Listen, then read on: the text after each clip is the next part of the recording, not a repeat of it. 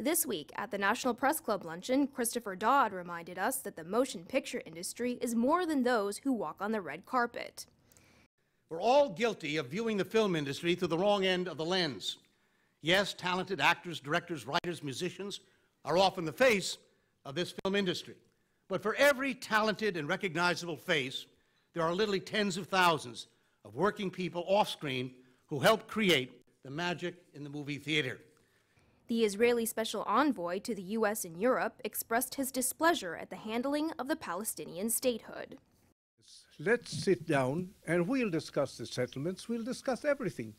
But going to the United Nations and trying to establish a fait accompli, effect of Palestinian statehood without negotiating with us is not the view which Israel supports or the United States, I must say. From our conference rooms, Senator Rand Paul delivered the Tea Party response to the State of the Union. Now, both parties will have to agree to cut. We have to work together, or we'll never fix our fiscal mess. Bipartisanship is not what is missing in Washington. Common sense is. Few people understand that the sequester doesn't even cut any spending. It just slows the rate of growth. Even with the sequester, if it goes through, government will grow over $7 trillion over the next decade. Only in Washington could an increase in $7 trillion in spending over a decade be called a cut. So what is the president's answer? Over the past 4 years, he has added over $6 trillion in new debt and may well do the same in a second term.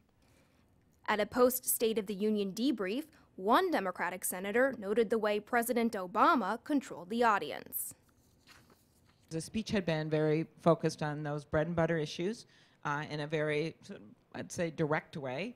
And then suddenly there was this rise in emotional, and people were standing for the victims, and then he just started going with it in terms of capturing that emotion. And the fact that the key words were "they deserve a vote" made it easier for people to keep clapping, because some people didn't agree with what the president was proposing, but he was saying these people at least deserve a vote and they deserve the respect of this country.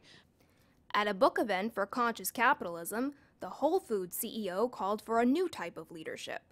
We need a different kind of leadership, what we call conscious leadership. Leadership that has a higher degree of emotional and spiritual intelligence. Leadership that is not primarily in it for power or wealth, but to serve the enterprise and its higher purpose. So they're a type of servant leaders. From the National Press Club, where news happens, this is Jennifer Schonberger.